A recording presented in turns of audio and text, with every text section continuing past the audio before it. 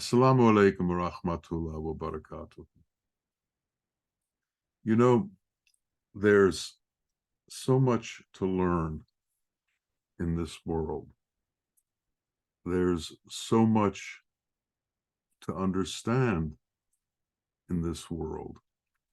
There's so much knowledge to gain in this world.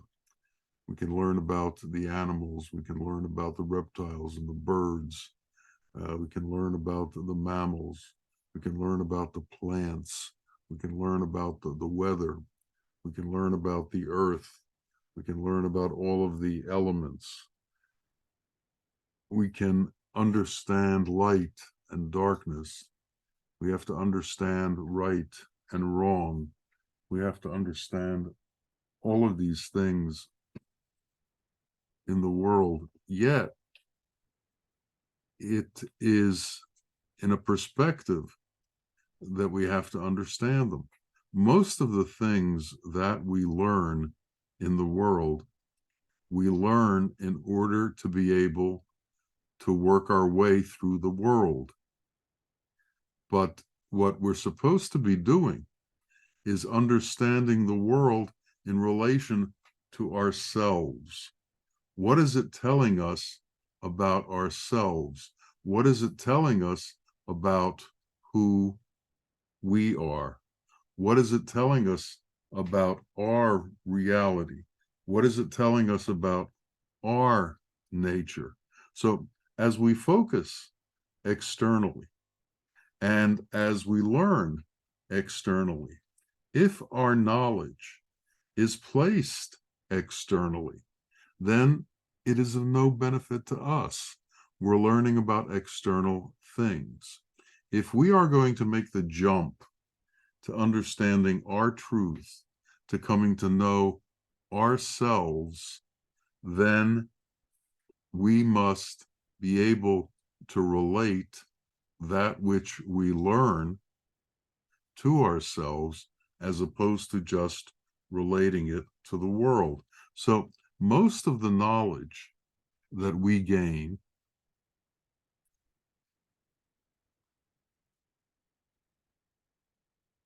most of the studying that we do is to understand how to manipulate form. And what is the reason for manipulating form? The reason for manipulating form for man is to gain advantage within form in the world. In other words, to get more of something, to be able to obtain more of something, and to be able to obtain it because your knowledge is superior to others. Now, it's not just through knowledge that we obtain superiority.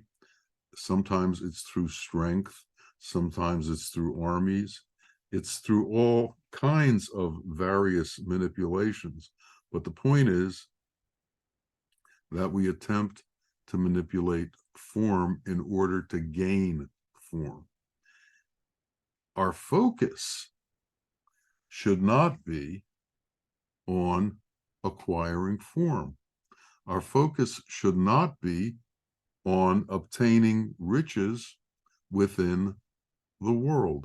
All the riches that we can obtain in the world will separate us from others, will give us status over others, will give us control over others, but it's limited to this worldly sphere. It's limited to this world, but this world is not the only world. Yet man is incapable of processing, most men, the nature of the fact that there are more than one world and that they're intertwined with each other and that we have to understand all of the worlds. And we have to find the tools that will allow us to understand more of the worlds. When I was young and in university, I was taking a course on education. And in this course, one of the things that was done was each person in the course was given a topic, and they were told to somehow do a presentation of that topic to the class so that the class could gain an understanding of how that topic worked. And this one young lady was given survival of the fittest. And she wrote survival of the fittest on the blackboard. And then she put a little card table and 2 chairs in front of the blackboard. And she called me up to sit in one of the chairs. And she called another young man in the class up to sit in the other chair. And we were asked to arm wrestle. And I beat him in arm wrestling. And she gave me an apple because I was the fittest. And I took a bite of the apple and I handed the apple to the other young man. At the moment, I thought this was hilarious and I broke out laughing because it disproved the theory. Because the theory assumes that when you have control, you will keep control, and you won't share control, and you won't share that which you have obtained because of your knowledge or your strength or whatever. And this is the usual parameter within men. But what we are taught by the ones who have wisdom is that there are other parameters for existence than the ones that we understand and the ones that seem to be our innate nature. Man believes that his innate nature is greed. Man believes that his innate nature is to collect that which is rare and keep it for himself because there's a limited amount of everything in the world. The economics in this world is based on those kinds of ideas. But as we turn the focus of our understanding from focusing on learning how to work in the world and obtain what we need from the world, as we shift our understanding to focus on who we are, what our life is about, what the extent of our life is about, how we live our life, and what happens after our life, then we begin to understand that the things that we learn in this world as to the world don't have that kind of relevance for us. They don't take us where we need to go. They don't put us in a position to accomplish what we want to accomplish. Our teacher, Bawa, tells a story of a astrologer, a very, very famous astrologer. And students came from all over the world to study with him. And in front of his house, there was this large tree. It was called a Mariposa tree. And this tree had many, many, many branches. And every evening, he would take his students out and sit them near this tree and point out the stars to them through the branches of this tree. And he would point to what was above this branch and what was below that branch. And he would indicate that above this branch is the scorpion, that constellation. Below this branch was the bull. Below that branch was the ram. And above this branch was a certain star. And he'd name the stars, and he would explain the meaning of all these stars and the relationship to each other based on what they could see through the branches. And he would indicate that if the stars and this portion of the tree, when you looked up, were in a certain direction and were doing a certain things, there would be a war in this part of the world, and so on. And he would predict weather, all according to where these stars were, according to the branches. And after 10 years or so, the students graduated from this course. And a father came to pick up his son, who had been studying for an extended period of time, and he brought him home. And they were on a boat going back to their place of residence. And the father asked him some questions that had to do with astrology. He said, "The clouds are coming in. Can you predict from what you see in the stars what the weather is going to be like, or what it's going to be like when we get back home, or what the state of affairs is for us back home?" And the son looked at him and he said, "I can, but I can only do it by looking through the branches of the Mariposa tree. We have no Mariposa tree here. I can't differentiate what's going on without that form helping me decipher what's going on." And it's like that with this space that's beyond the form of the world. There's an open space that we're going to be going into. And this open space doesn't have form. God doesn't have form. God isn't objectified. God is in an open space. And there's going to be a time when we come into an open space. And when we are in that open space, everything that we've learned that's attached to form is going to be of no use to us. Everything that we've learned that is attached to things is going to be of no use to us. We're used to learning through examples, and all of these examples have form in them. But imagine when you are beyond form, and what is it that you can take that is from beyond form?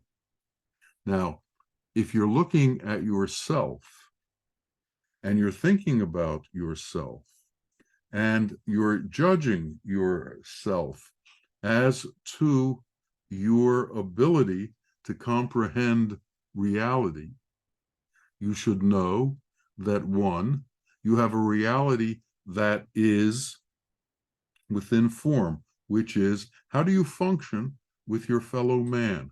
How do you function with your surroundings?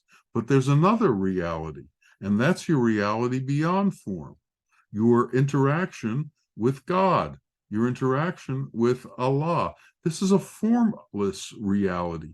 What is your reality in that state, and what is the extent of your reality in that state? Now, in this world, we have tools to learn things. We use tools in order to be able to understand measurements, be able to view things. There are microscopes, and there are slide rules, and there are all kinds of measuring techniques and learning techniques that use tools. What's the specific tool to learn about the open space, that space beyond form? And Allah, in His mercy, has sent us a tool to learn about that. And that tool is the Sheikh. The Sheikh is a tool for your life, a tool to learn about that which is beyond form. The sheikh is a manifest, formless being. He is himself disattached from all this form, unlike ordinary man who clings to this form as if it what gives him his existence.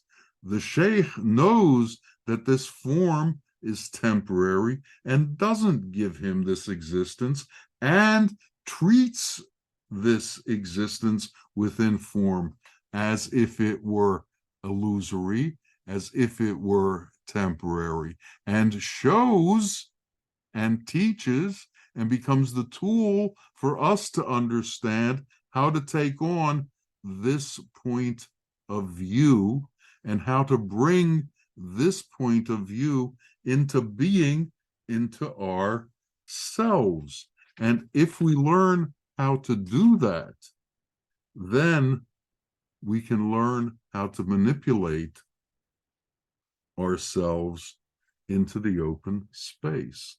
Now, this is beyond book knowledge. You can't read books about formlessness.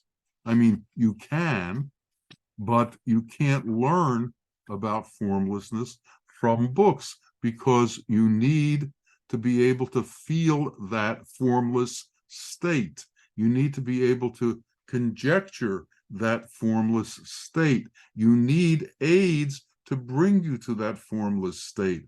And that sheikh is the aid that takes you to the formless state. He is without attachment to form. And as you bring yourself closer and closer and integrate your capacity within his capacity, formlessness becomes more available to you. So you learn what it is that is formless. You learn about the fact that there is an entire existence within formlessness, and that existence is more powerful, more acute, more integrated within who you truly are than all of your relationship with formlessness. I'm sorry, with form. So you learn about the nature of Rahman, the nature of Rahim, the nature of mercy, the nature of compassion. And you learn how these qualities overwhelm the qualities that bring you manipulation over form. You learn how mercy is more powerful than any might in this world, than any power in this world, and that mercy can overcome any power in this world. You learn that compassion can overcome any power in this world. You learn about the power of the formless states, and you learn that you must integrate the formless states into your being in order to become a real person. There was once a parrot, and the parrot was a very intelligent parrot, and he learned to recite all of the scriptures. He learned to recite the Quran. He learned to recite the Torah. He learned to recite the Psalms. He learned to recite the Hadith. And he could rattle them off, and he did. And he was constantly reciting them and rattling them off. One day, his master left, and the cage was open, and a cat came. And a cat was looking up at the parrot, and there was a shelf near where the cage was, and the cat jumped to the shelf. And then he jumped to the cage from the shelf, and the door was open, and he jumped into the cage, and the parrot saw the cat, and the parrot became frightened. And all of a sudden, all of the book knowledge that he had learned left him. Everything that he had picked up left him, and all he could do was screech. He couldn't even get out of the cage. He was so frightened that all he could do was screech. So the cat jumped up, bit him in the throat, and took him away. And this is where book knowledge will take you. We need knowledge beyond the book. We need knowledge beyond the recitation. It's like the guru who has no real knowledge, but wears the robes of one who does and comes forward and speaks as if he has knowledge. But all of his knowledge is memorized. And when a real situation comes up in front of him, he can repeat what he's memorized, but he can't give you a true answer because all he knows is what he's memorized. He is not connected to that point of truth. He's not connected to that point of reality. He's not connected to that ever-flowing godly nature that's available to everyone if they lose their attachment to themselves, if they lose their attachment to form. Bawa, when he spoke to us, called us his most loving children. And he also said to us that we were as the pupils to his eyes. Now, think about the pupil to an eye. It's where the light comes in. It's through the pupil that you're able to see. Without a pupil, the world would be dark. If there wasn't this hole in your eye, you would not be able to see. And what does that hole consist of? It consists of open space. It consists of emptiness. Now, pupil is also the word for student. The student, when he is empty, is capable of receiving truth. But if the pupil is full, then the light can't come in. Just as if you cover the pupil of your eye, the light can't come in. So we obtain all of this knowledge. We go through the world gathering and gathering and gathering knowledge. We go through the world in order to find ways to make ourselves more prominent, more important, wealthier, more powerful within the world of form. Yet, what does becoming more powerful within the world of form do to us? What is the advantage to us? What is the long-term consequence of being able to manipulate form? What happens when time comes to go to the next world? Of what value is that to you? It's of the same value as the parrot who'd memorized all the scriptures in his encounter with the cat. It isn't going to do anything for you.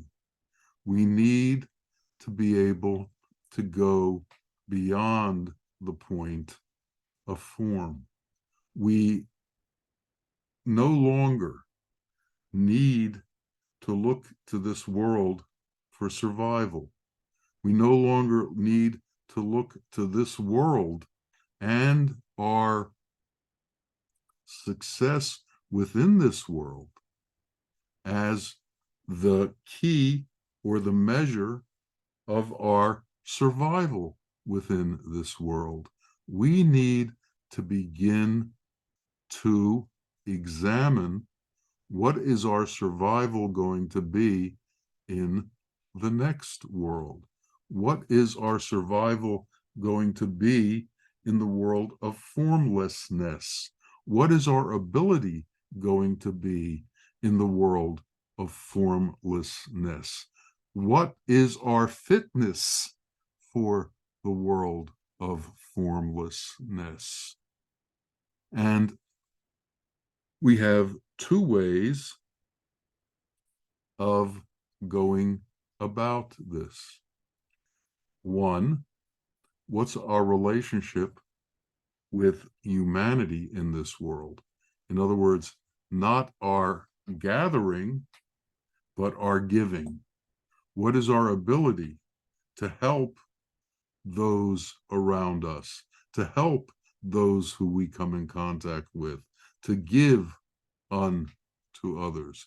Have we learned to give as opposed to just receiving? Have we learned to share?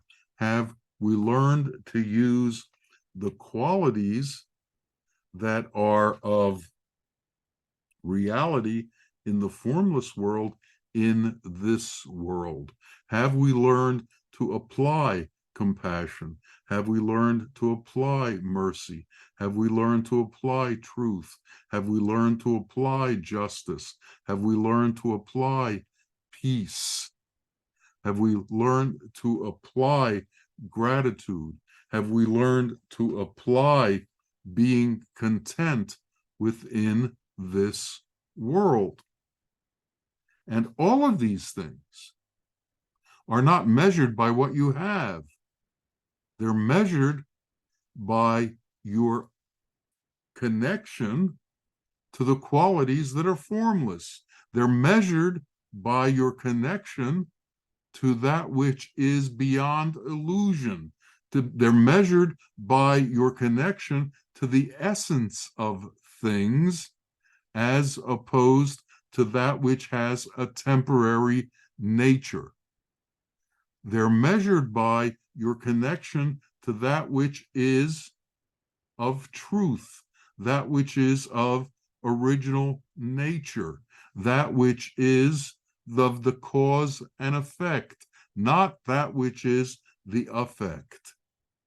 The world is the effect. We're more interested in the cause. We're more interested in the original nature of things. We're more interested in where things came from, how we came from that, and where our path is when this path, this form path, has reached its end. We have to determine that, and that's what we have to study. So we have to change the way that we study, and we have to change our list of priorities. We have to change what's important.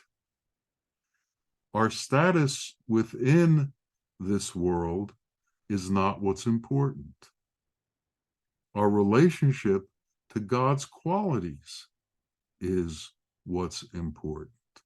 And if our relationship to God's qualities reduces our status in this world, it's a sign that our relationship to God's qualities is greater than our relationship for the need of status within this world. So if we're going to be judging ourselves, we should look at ourselves and see what is our relationship with other people.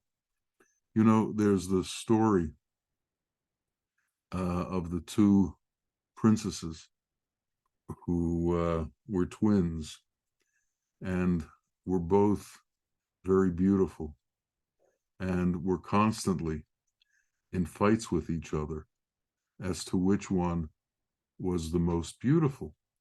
Now, one was very beautiful but had an incredibly mean disposition.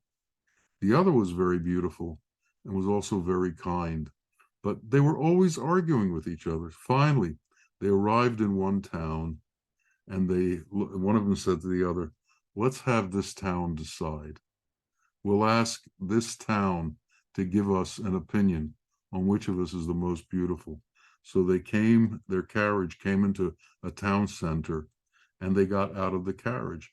Everyone in the town who saw them knew who they were.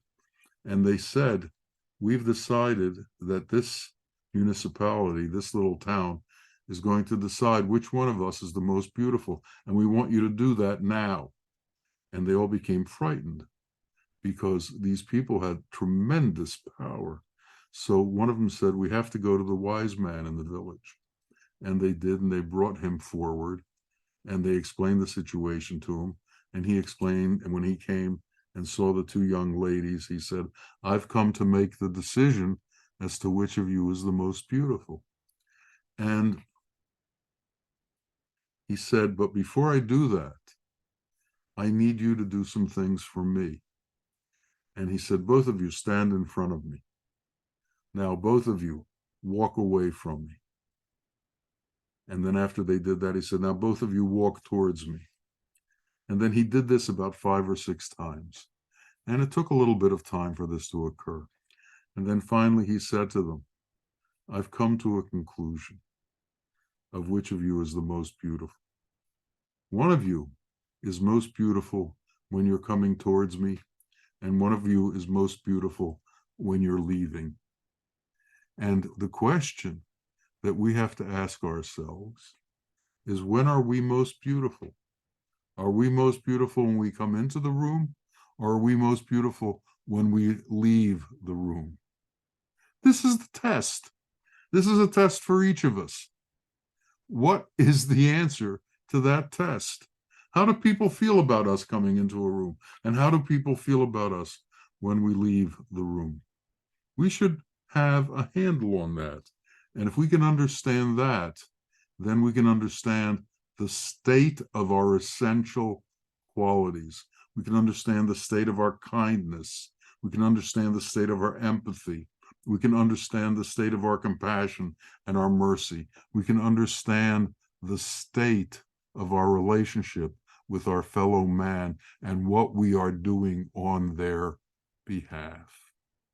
So we, as ones who've chosen this path that bypasses illusion and looks for truth, that looks to find reality as opposed to looking for shelter within this temporary manifestation.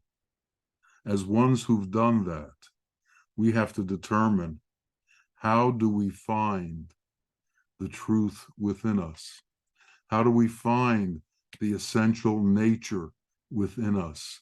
How do we find those qualities which are attached to our Lord, as opposed to those qualities that are attached to this earth and to this earth's surroundings? And we have to study. And sometimes studying is merely being within the presence of one who has made that transcendence, because the ones who have transcended have been given the capability by God to allow that transcendence to pass to those who are near them. And the aura that comes from them is such that if you step within that aura, that power of the true nature of things descends upon you and alters your character to become like their character. So we have to bring that eternal guru into our being. We have to bring that teacher that Allah has sent for us in front of us as our guide, as our touchstone, as our truth, to take us to the places that we need to go, that are hidden from our eyes and are hidden from our ears, to the places that are in truth the only places that matter. And with that guide, we will ascend the stairway to reality. We will climb the ladder to the truth, because we will lose the attachment to this form, and we will lose all of that which we hold as important within this form. Our greed for material things will leave us. our need for material pleasure will leave us, and we will step on to the greater treasures, the treasure of understanding God's qualities and incorporating those qualities into our being. Allah